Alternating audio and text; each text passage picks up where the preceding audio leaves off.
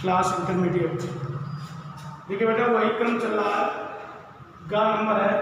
हमने आपको बताया था कि जो छोटा पैरा होगा उसको हम स्वयं लिख देंगे, जो बड़ा पैरा होगा उसको संकेत में डाल देंगे, लेकिन जब आप फेयर करेंगे तो आप बुक से लिख लेंगे। ये बात हुई थी। और मैं अपनी बात पर अटल हूँ और आप भी अपनी बात पर अटल रहिए।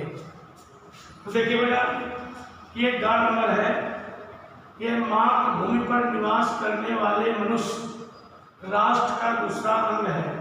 पृथ्वी हो और मनुष्य न हो तो राष्ट्र की कल्पना असंभव है। ये यद्यपि ये आएगा नहीं, आएगा ये जो लाइनिंग वाला है, लेकिन हम अर्थ पूरा बता देंगे। लेखक कहता है कि मातृभूमि पर निवास करने वाले जो इस धरती पर जहाँ भी जिस जगह जितनी बड़ी धरती फैली है सब जगह जो निवास करता है, जो भी व्यक्ति है, वो सारे व्यक्ति राष्ट्र के दूसरे अंग के रूप में माने जाते हैं। पृथ्वी हो और मनुष्य न हो, राष्ट्र की कल्पना से हो।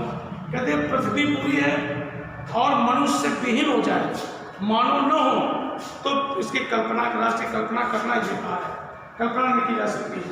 अब देखिए लाइनिंग बना गया जो तुम्हें लिखना है, ये लिखना नहीं था।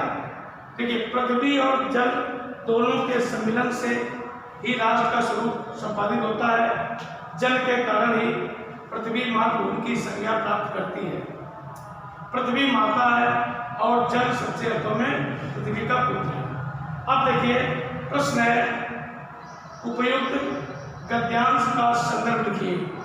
हमने आपसे बताया था कि दो तरह से आ सकता है परीक्षा में, तो ये न सोच लेना कि हमने संदर्भ बताया था तो आपका कहते ये कैसे हो गया। मैंने लेखक का नाम और पाठ का नाम ये भी पूछ सकता है, तो संदर्भ में दोनों चीज़ें होती हैं। इससे दो फायदे हैं, मैं संदर्भ दिखाता हूँ, आप संदर्भ भी लिख लेंगे और जब पाठ का लेखक का नाम आ गया तो छात्र वो भी लिख देंगे।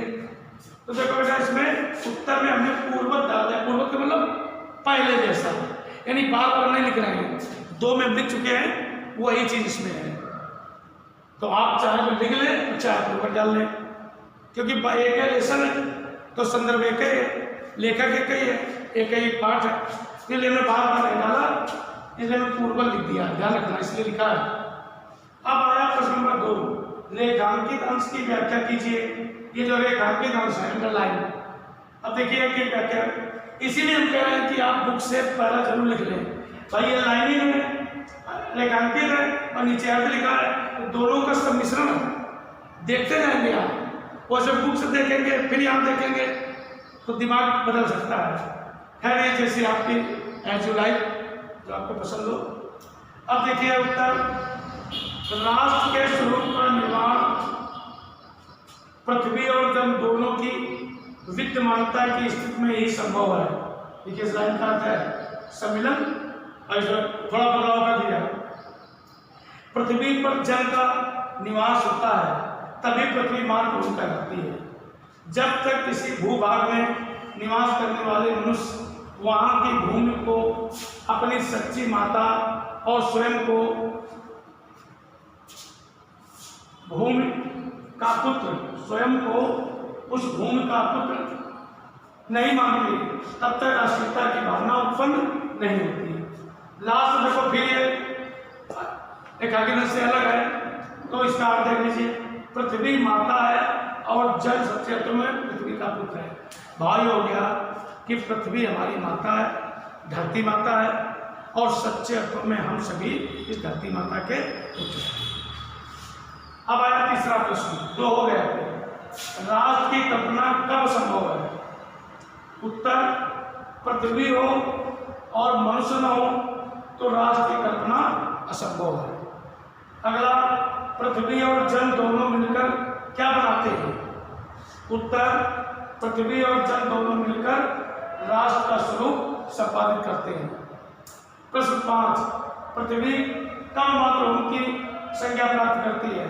उत्तर, जल के कारण ही पृथ्वी मातृभूमि की संज्ञा प्राप्त करती है। इस प्रकार आपका यह तीसरा गा नंबर पढ़ा। देखो ये आपके स्वास्थ्य का 10 नंबर का क्वेश्चन है ये, और 2-2 नंबर के सारे क्वेश्चन हैं, इनको आपको पढ़ना होगा। व्याख्या आपको जो लाइनिंग है इन्हीं की लिखनी होगी। और ये संदर्भ लिखा चुके हैं 2 बार, इसे पूर्व लिख दिया बार बार।